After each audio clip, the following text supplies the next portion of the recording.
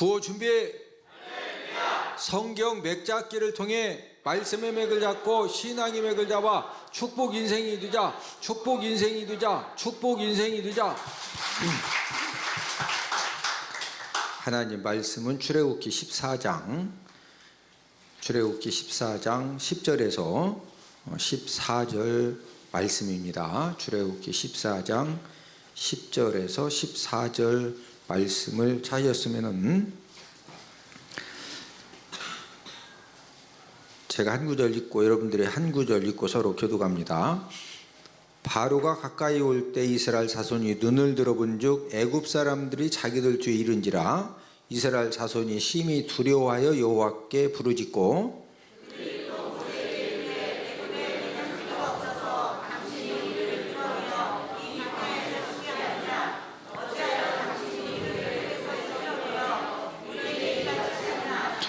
우리가 애굽에서 당신에게 이른 말이 이것이 아니냐. 이르기를 우리를 내버려 두라. 우리가 애굽 사람을 섬길 것이라 하지 아니하더냐. 애굽 사람을 섬기는 것이 광야에서 죽는 것보다 낫겠노라.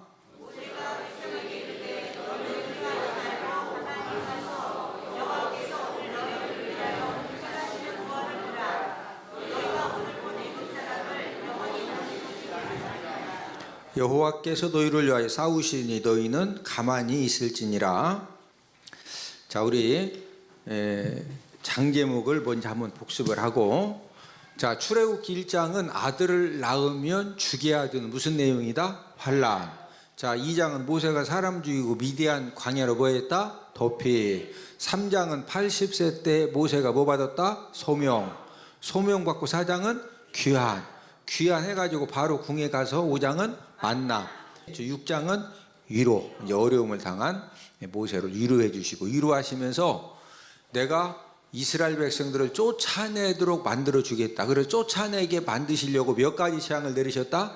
10가지 재앙. 7장은 피, 8장은 개이파, 개구리, 이파리, 9장은 돌종우, 돌림병, 종기, 우박, 10장은 매흑, 메뚜기와 흑암 재앙이다. 11장은 경고, 12장은 유월절, 13장은 출애굽 하자마자 14장은 도하, 홍해를 건너듯, 15장은 승리 노래, 16장 천만나, 17장은 아말렉 전쟁, 18장은 이드로 조원, 19장은 도착 등정, 20장은 십계명, 21장 종살과 종살인 과실 치상에 대한 말씀이고, 22장은 손해배상, 손해를 끼쳤을 때는 꼭 배상을 하도록 해줘라. 23장은 3대 절기, 무교절, 맥주절, 수장절, 이 3대 절기는 꼭 지켜야 된다.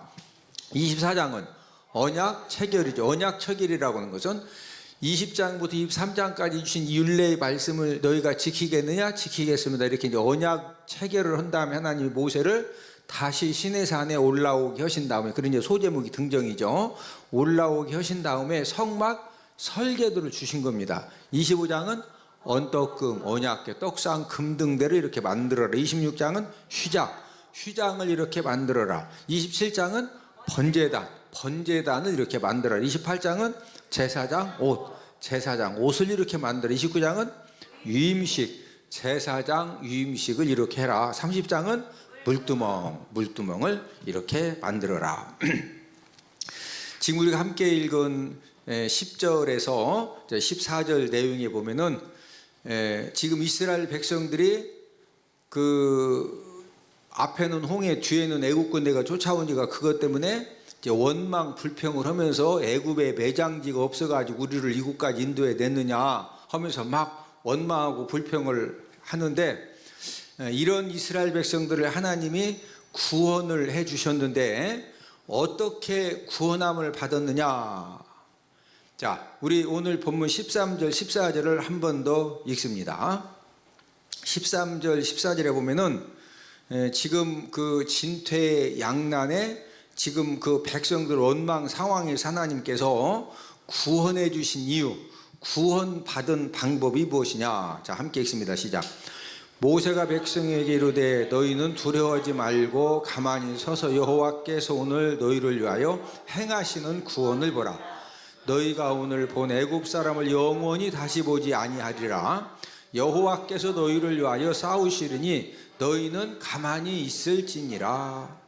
자, 지금 백성들은 어려움, 이 죽음 위협 상황을 만나니까 백성들은 원망하고 불평하죠.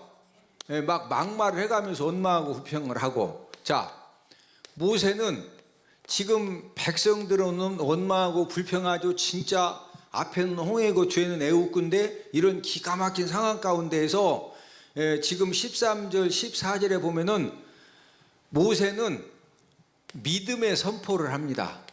모세는 뭐 했다? 믿음의 선포를 하는 거예요. 믿음의 선포. 뭐라고 선포했어요? 13절에 봤더니 너희는 무하지 말아라, 두려워하지 말아라. 왜 두려워할 필요가 없느냐? 그냥 가만히 서서 너희들이 홍해를 건널 거냐, 애국 군대하고 한판 붙어서 싸워서 이길 거냐, 이것도 저것도 못 오니까 그냥 가만히 서서 여호와께서 오늘 너희를 위하여 행하시는 뭐 봐라? 구원을 봐라. 14절에서 여호와께서 너희를 위하여 무하시리니 싸우시리니. 지금 우리는 싸울 무기도 없고 능력도 안 되고 힘도 안 되니까 그냥 가만히 서서 여호와가 너희를 위해서 대신 애국 군대와 싸우시고 홍해 문제와 싸우시니까 너희는 그냥 가만히 뭐해라? 있을지니라. 그냥 더 이상 원망 불평하지 말고 그냥 어차피 안 되는 거 막 원망하고 불평하고 막 이 썩을 놈의 세상을 찾아가면서 한다 해서 그게 지금 돼? 안 되는 것은 안 되는 겁니다. 백성들은 원망하고 불평을 했지만은 모세는 믿음의 선포를 한 거예요. 무슨 선포했다? 믿음의 선포. 자, 제가 항상 강조하는 것이 하나님은 모든 사람들을 사랑하십니다.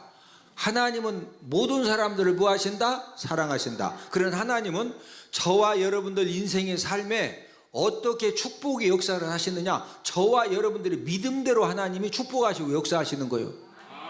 옆 사람 쳐다보시고 하나님은 믿음대로 축복하시고 역사하십니다. 똑같은 상황이지만은 백성들은 원망하고 불평하면서 막 하나님 앞에도 원망하고 불평하고 지도자 모세에게도 원망하고 불평하는데 이때 모세는 믿음의 선포를 하는 겁니다. 믿음의 선포. 그냥 여호와께서 오늘 행하시는 구원을 보라. 그냥 가만히 서서 어차피 우리가 홍해를 가를 거냐, 애국 군대하고 싸워서 어떻게 한판 해보지도 못하고 그냥 가만히 서서 여호와 하나님이 대신 싸워주시고 여호와 하나님이 오늘 구원을 이제 보여주신다 이거예요. 하나님이 그 말씀을 딱 들으시고 하나님이 그 모세의 믿음의 선포대로 하나님 아버지가 역사를 해 주시는 겁니다. 그래서 믿음의 사람 한 명이 중요한 거예요. 어떤 사람 한 명이 중요하다? 네. 여러분들 가정에, 여러분들 직장과 사업장에 어떤 문제가 생기고 어떤 어려움이 생겨도 저와 여러분들 가정에 믿음의 사람 한 명만 있으면은요, 하나님은 그 믿음의 사람, 그 사람의 믿음을 보시고 그 믿음의 그 고백을 들으시고 믿음의 선포를 들으시고 홍해보다도 더한 그런 문제에도 하나님 아버지가 그 믿음의 사람의 그 믿음을 보시고 믿음의 선포를 보시고 하나님 홍해를 갈라주시는 거예요. 네? 여러분, 야곱이 12아들을 데리고 이렇게 사는 그런 과정 가운데 요셉이 애굽의 종으로 팔려갔죠. 그래서 하나님이 그 야곱을 통해서 한 민족을 이루시는데 이스라엘 민족을 구원하시고 애굽을 구원하시고 전 세계를 구원하실 때 누구 한 사람을 통해서 구원의 역사를 일으켰다? 요셉 한 사람을 통해서 하나님 아버지가 그 무지무지하고 엄청난 역사를 일으키시는 거예요. 네? 여러분, 바울 한 사람이 다메섹 도상에서 부활하신 예수님을 만나고 정말로 그가 거듭나게 되니까 바울 한 사람을 통해서 전 세계에 복음이 전파되어지고 그러면서 각 나라마다 각 지역마다 교회가 세워지면서 여기 대전 태평동에도 대전 은폭교회가 세워진 처음 이 시발점은 어디서부터 시작됐느냐? 사도 바울을 통해서 그런 역사가 일어나는 거예요. 누구 한 사람? 사도 바울. 예? 옆 사람 쳐다보시고 얼굴을 보니 가정을 살리고 민족을 살리고 열방도 살려낼 것 같습니다. 한 사람입니다. 한 사람. 예? 저와 여러분들이 정말로 어떤 그 문제를 만나고 어려움을 만나도 모세처럼 우리가 이 믿음의 선포를 할 수 있는 그런 믿음의 사람 한 사람이 되어지면은 저와 여러분들을 통해서 지금도 하나님이 놀라운 역사를 일으켜 주시는 줄로 믿습니다. 자, 하나님이 모세를 통해서 이제 홍해가 갈라지는 그런 이제 응답을 해주시는데 그 역사해 주시는 방법이 너무너무 비상식적인 그런 이제 그 응답을 주셨는데 우리 출애굽 14장 16절 출애굽 14장 16절을 함께 읽습니다. 하나님 응답을 주셨는데 어떻게 응답 주셨느냐? 시작. 지팡이를 들고 손을 바다 위로 내밀어 그것이 갈라지게 하라. 이스라엘 자손이 바다 가운데서 마른 땅으로 행하리라. 자, 16절에 보면은 하나님께서 모세야, 너 지팡이 들고 손을 바다 위로 내밀어라. 그러면 내가 홍해를 싹 갈라주겠다. 지금 그랬어요. 야, 지팡이 들고 손을 바다 위로 내밀어 가지고 그것이 갈라지게 하라고 그랬어요? 하나님이 갈라주신다. 모세 보고 갈라지게 해라. 분명히 하나님이 모세 보고 갈라지게 하라고 그랬죠. 아니, 모세가 홍해 갈릴 수 있어요? 홍해랑 그만두고 이 컵 속에 물도 절대 못 가릅니다. 우리 사람은. 에? 그런데 왜 하나님께서 모세 보고 야, 지금 너 무섭냐? 너 겁나냐? 떨지 말고 지팡이 딱 들고서 손을 바다 위로 내밀고 기도해라. 그럼 내가 싹 갈라줄게. 그럼 막 모세가 할렐루야 아멘하고 딱 내밀면 듣는데 16절에 분명히 네가 갈라지게 하라는 거예요. 누구 보고 갈라지게 해라? 모세 보고. 상식적인 그런 그 응답은 야, 모세야, 빨리 배 만들어라. 내가 애국 군대가 이렇게 그 가까이 하지 못하도록 구름기둥, 불기둥으로 사이를 딱 막아줄 테니까 빨리 배 만들어 가지고 하여튼 계속 건너가라. 예? 그러면은 하여튼 한 달이 됐던 두 달이 됐던 배 만들어 가지고 다 건널 때까지 구름기둥, 불기둥으로 앞에는 이제 홍해고 이스라엘 백성들이고 뒤에 지금 그 애국 군대가 있으니까 이 사이를 구름기둥, 불기둥으로 그냥 샥 막아가지고 배 만들어 건너갈 때까지 지켜주겠다. 예? 빨리 배 만들어라. 이렇게 말씀하셨으면은 좀 이게 상식적인 그런 말씀이죠. 예. 그런데 지금 16절에 보니까 누구 보고 홍해 갈라라? 모세 보고 홍해를 갈르라는 거예요. 자, 그런데 중요한 것은 이런 비상식적인 하나님의 명령이고 말씀인데 모세가 어떤 이 반응을 보였느냐가 중요하죠. 우리 21절, 출애굽 14장 21절입니다. 원래는 모세가 하나님, 제가 어떻게 홍해를 가릅니까? 아니, 홍해가 무슨, 예? 지금 저보고 그걸 아니, 하나님 그러시기요? 막 이래야 되거든요. 예. 그런데 이 모세가 어떻게 했느냐? 자, 출애굽 14장 21절 함께 읽습니다. 시작. 모세가 바다 위로 손을 내밀매 여호와께서 큰 동풍이 밤새도록 바닷물을 물러가게 하시니 물이 갈라져 바다가 마른 땅이 된지라.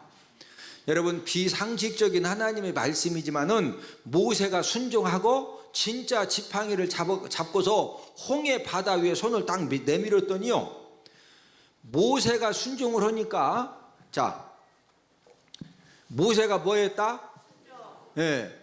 모세가 순종을 하니까 하나님은 뭐 하시는 거예요? 하나님은 역사하시는 거예요. 하나님은 역사하시는 거예요. 예?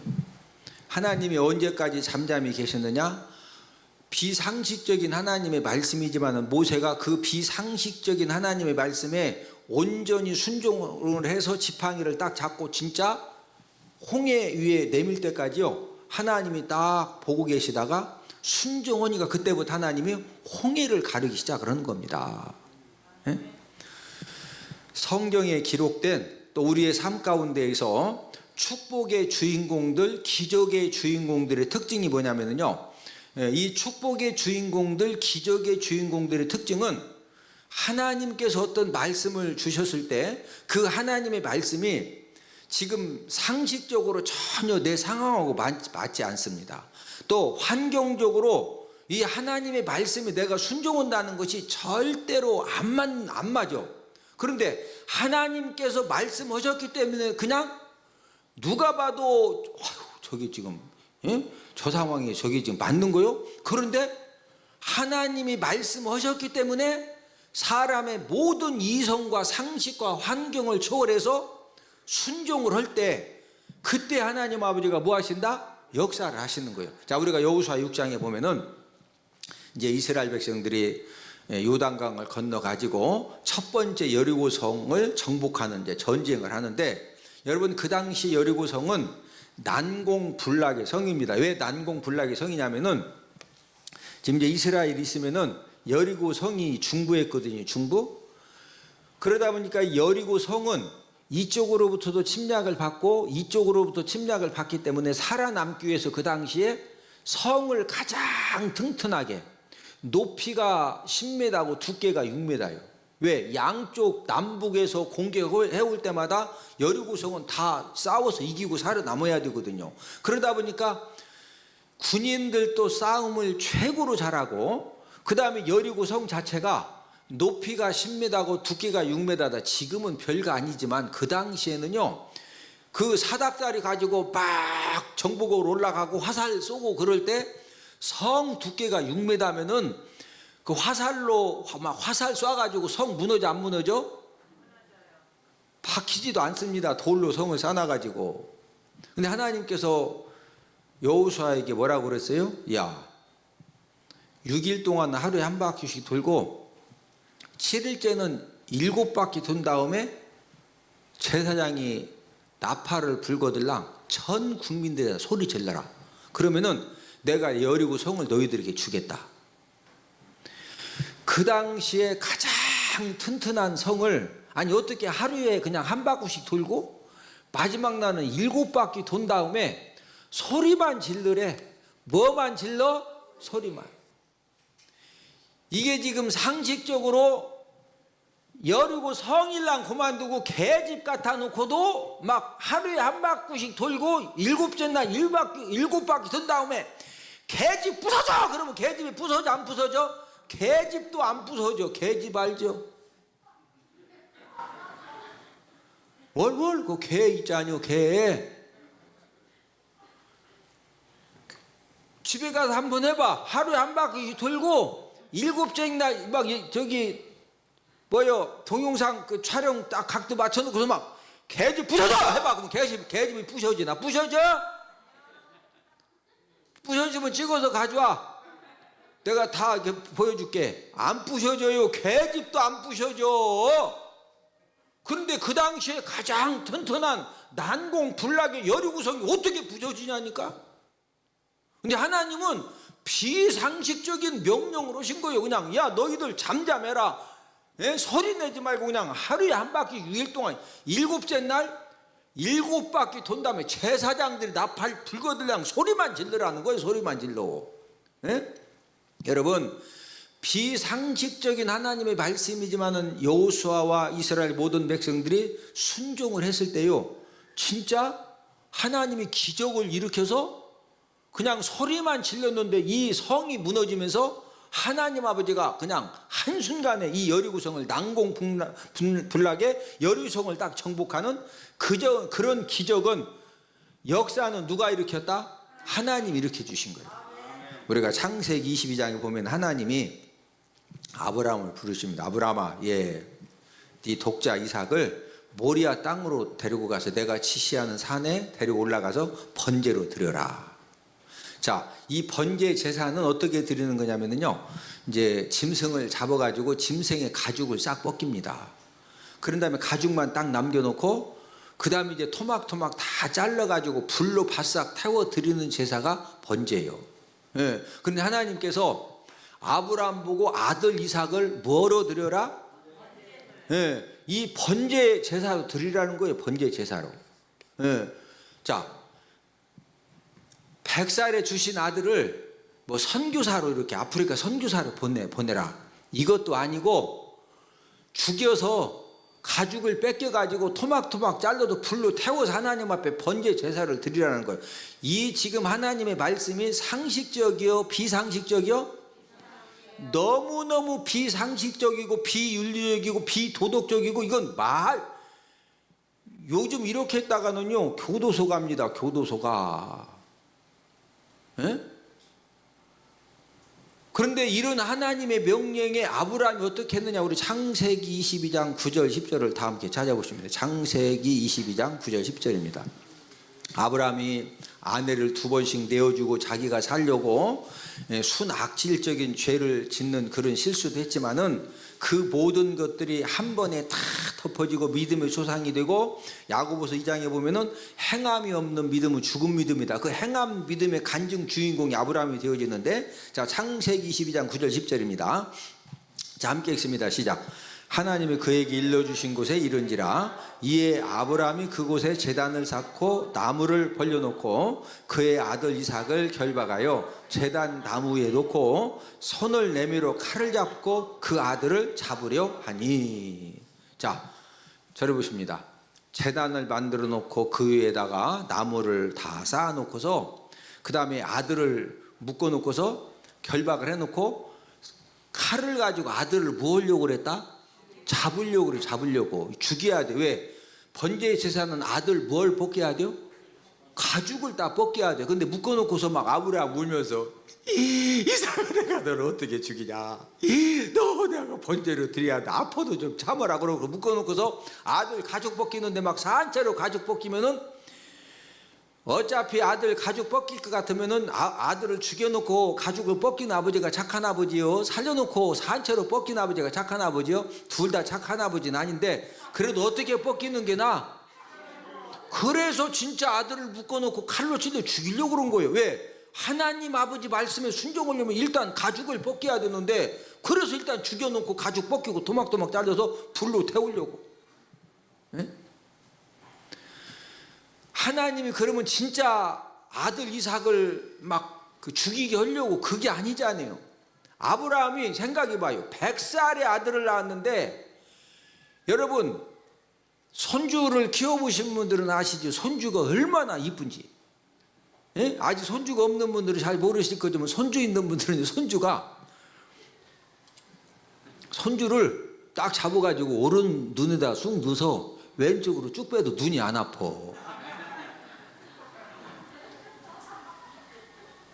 진짜라니까? 아니 손주 있는 사람 할머니 할아버지 물어봐요. 이 손주를 오른 눈에다가 쑥 넣어가지고 왼쪽 눈으로 쑥 빼도 눈이 안 아파. 그런데 100살에 아들을 낳았으니 그 아들을 아브라함은 막 아침에다 오른 눈에 넣었다가 왼쪽 눈으로 빼고 저녁에 또 밥 먹고 나서 왼쪽 눈에 오른쪽 눈으로 빼도 눈이 안 아파. 하나님이 보니까 너무너무 아들을 사랑하는 거예요. 하나님은요 다른 부분에서는 다 용서하시고 그냥 넘어가시는데, 만약에 하나님보다 더 사랑하는 것이 있으면 하나님은요 질투하시는 하나님이십니다. 이게 의심스러운 거예요. 아브라함이. 저 아브라함이 진짜 나를 더 사랑하냐 아들을 더 사랑하냐. 그래서 그거 사랑 테스트를 하려고 번제로 드리라 한 거예요. 근데 막 진짜 묶어놓고 칼로 막 잡으려고 그러니까 하나님이 놀래서 아브라함아 막 해가지고 손대지 말라 이거요. 그래서 제물 준비했던 거 이렇게 하나님이 그 이제 번제 제사를 받으시잖아요. 지금도 하나님은 온전하게 순종하는 그런 사람들에게는 지금도 뭐 해주신다? 역사.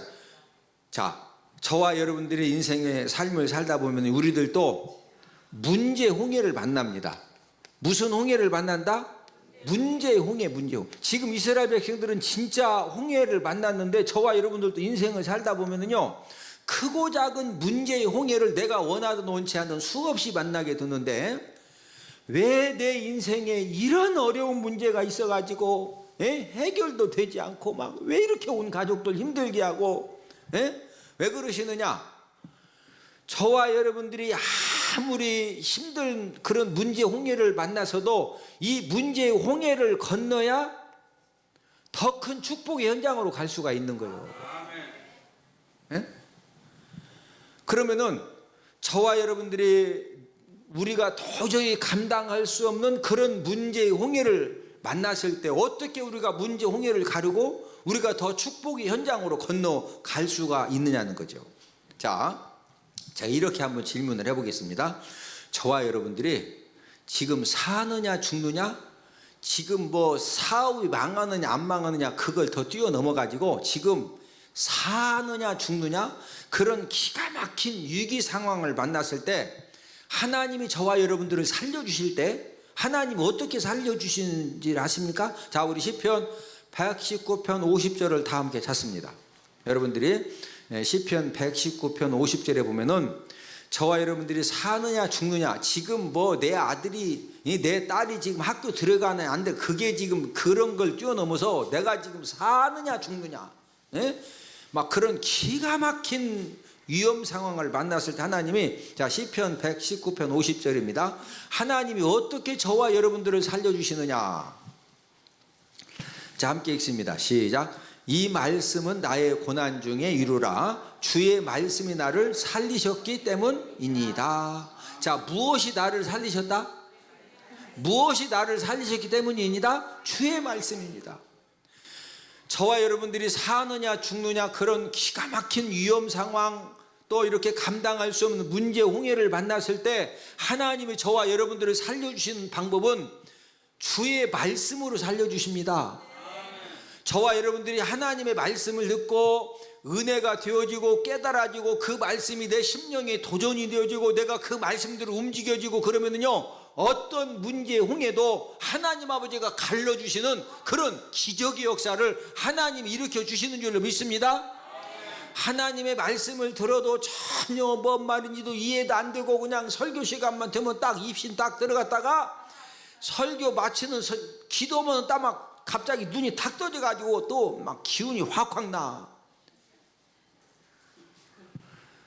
여러분들 꼭 아셔야 돼요. 하나님 아버지가 저와 여러분들의 삶 가운데 어떤 역사를 일으키시려면요, 말씀을 통해서 막 다른 사람들은 은혜도 안 된다. 나는 엄청 은혜가 돼. 다른 사람들은 아이고 목사님은 설교 뭐 오셨대야. 그러는데 나는 이 말씀이 막 혼과 영감이 관절 골수를 찔러 쪼개는 그런 이 능력의 말씀으로 나에게 막 역사가 되는 거예요. 그럴 때는요, 하나님이 지금 여러분들에게 기적을 행하시려고 그러시는 거예요.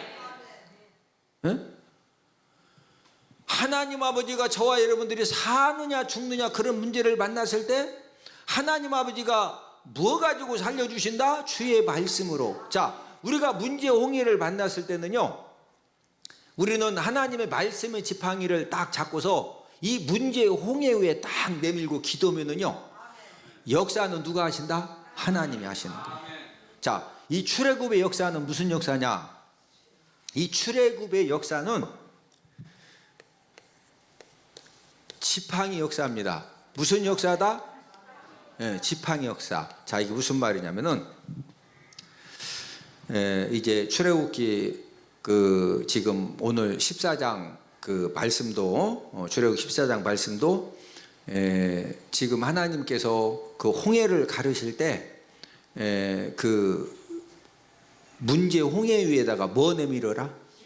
지팡이. 그 지팡이 내밀었더니 하나님 홍해를 갈라 주셨죠. 자, 출애굽 7장 20절에 보면은 하나님이 10가지 재앙 중에 피 재앙을 내리실 때 하나님이 이 모세에게 나일강을 지팡이를 가지고 치라고 그랬어요. 자, 물이 피가 될 때 하나님이 뭐 가지고 나일강을 쳐라? 지팡이. 지팡이로 딱 치니까 물이 피가 되는 거예요.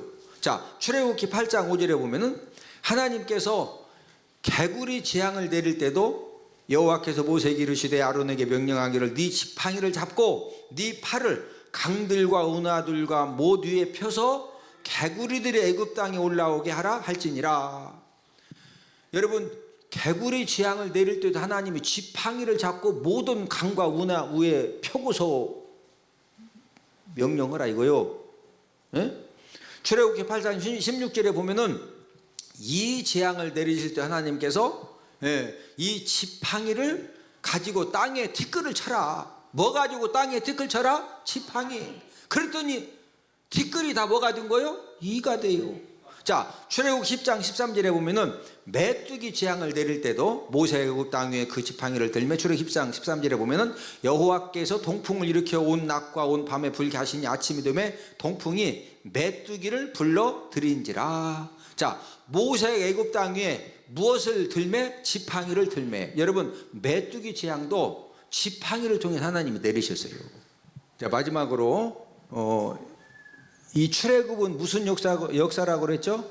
지팡이 역사다. 하나님이 지금 지팡이를 통해서 계속 재앙을 내리셨죠. 자, 그러면은 이 하나님의 지팡이는 이 하나님의 지팡이는 이제 어떤 지팡이냐? 첫 번째는 능력의 지팡이입니다. 첫 번째는 무슨 지팡이다? 능력의 지팡이. 지금 제가 설명해 드린 것처럼 이 능력의 지팡이를 가지고 10가지 재앙을 내리셨고, 그 다음에 그 능력의 지팡이를 가지고 홍해가 지금 출애굽기 14장에서 갈라지게 하셨고, 또 능력의 지팡이를 가지고 반석을 치면 반석에도 뭐가 나왔죠? 물이 나왔어요. 물이. 자, 두 번째는 무슨 지팡이냐? 보호의 지팡이입니다. 무슨 지팡이다? 보호의 지팡이다. 자, 시편 23편 4절을 다 함께 찾아보십니다. 하나님께서 저와 여러분들을 보호해 주실 때 어떻게 보호해 주시느냐? 주의 지팡이를 가지고 우리를 안위해 주시고 보호해 주신다. 시편 23편 4절입니다. 시편 23편 4절입니다. 자, 함께 읽습니다. 시작. 내가 사망의 음침한 골짜기로 다닐지라도 해를 두려워하지 않을 것은 주께서 나와 함께 하심이라. 주의 지팡이와 막대기가 나를 안위하시나이다. 저와 여러분들이 사망의 음침한 골짜기를 다니는 그런 위험 상황에서도 하나님 아버지가 주의 뭐 가지고 나를 안위해 주시고 지켜주신다? 지팡이입니다. 지팡이. 그래서 하나님의 지팡이는 첫 번째는 능력의 지팡이고, 두 번째는 보호의 지팡이고, 세 번째는 무슨 지팡이냐? 승리의 지팡이입니다. 승리의 지팡이. 자, 이 승리의 지팡이라고는 우리 출애굽기 17장 9절을 다 함께 찾아보십니다. 출애굽기 17장 9절. 자, 아말렉 전쟁이 벌어졌을 때 이 모세가 산에 올라가서 기도를 할 때, 산 꼭대기에 올라가서 기도할 때 뭐 잡고 기도했느냐? 하나님의 지팡이를 손에 잡고 기도를 하죠. 출애굽기 17장 9절입니다. 함께 읽습니다. 시작. 모세가 여호수아에게 이르되 우리를 위하여 사람들을 택하여 나가서 아말렉과 싸우라. 내일 내가 하나님의 지팡이를 손에 잡고 산꼭대기에 서리라. 자, 모세가 하나님의 지팡이를 손에 딱 잡고 산꼭대기에 서서 기도했더니 이스라엘 군인들이 무슨 역사가 일어났어요? 승리의 역사가 일어났죠. 자, 마지막 이제 최종 결론입니다. 자, 저와 여러분들에게도 우리가 계속적으로 우리가 인생 삶을 살아가는 가운데 우리에게는 치료의 지팡이도 필요하고 구원의 지팡이도 필요한데, 자, 하나님이 저와 여러분들을 우리가 삶이 병들고 심령이 병들고 육신이 병들고 어떤 물질이 병들고 병든 것을 고쳐주시고, 또 저와 여러분들 어떤 그 위험 상황에서 건져주실 때 하나님이 어떻게 우리를 어떤 그 방법으로 이렇게 우리를 고쳐주시고 건져주시느냐? 시편 107편 20절 찾아서 읽고 이제 말씀을 마칩니다. 시편 107편 20절입니다. 때로는 저와 여러분들이 육신이 병들 수도 있고 신앙이 병들 수도 있고 심령이 병들 수도 있고 또 어떤 위험한 그런 지경에 처할 수도 있는데, 이때 우리를 고쳐주시고 우리를 건져주시는 방법이 무엇이냐? 자, 시편 107편 20절입니다. 함께 읽습니다. 시작. 그가 그의 말씀을 보내어 그들을 고치시고 위험한 지경에서 건지시는도다. 자, 하나님이 저와 여러분들을 고쳐주실 때 심령이 병들고 육신이 병들고 물질이 병들고 환경이 병들고 뭔가 이렇게 병들었을 때 고쳐주시는 방법이 무엇을 보내서 고쳐주신다? 말씀입니다. 자, 위험한 지경을 우리가 지금 당했을 때 거기에서 우리를 건져주시는 방법이 무엇을 보내어 건져주신다? 말씀을 보내어 건져주시는 거예요. 예, 그래서 저와 여러분들이 항상 하나님의 능력의 지팡이, 보호의 지팡이, 또 승리의 지팡이, 지금 마지막으로 제가 지금 설명드린 것은 치료와 구원의 지팡이죠. 치료와 구원의 지팡이. 자, 이 치료와 구원의 지팡이는 다른 말로 말씀의 지팡이라고 그랬죠. 무슨 지팡이? 말씀의 지팡이. 하나님이 우리를 고쳐주실 때 무엇을 보내서 고쳐주신다? 말씀. 자, 우리를 구원하실 때 무엇을 보내서 구원해 주신다? 말씀. 그러니까 우리는 무슨 지팡이 잡고 살자? 말씀의 지팡이 붙들고. 저와 여러분들이 말씀을 읽는 가운데, 하나님 아버지 말씀을 듣는 가운데 내가 붙잡을 수 있는 그 말씀의 지팡이가 딱 붙잡혀지면은요, 어떤 그 위험한 지경에서도 우리가 건진 받습니다. 어떤 질병도 치료받습니다. 자, 우리 구호 한번 외치고 이제 말씀을 이제 마치도록 하겠습니다. 구호 준비. 성경 맥잡기를 통해 말씀의 맥을 잡고 신앙의 맥을 잡아 축복 인생이 되자. 축복 인생이 되자. 축복 인생이 되자.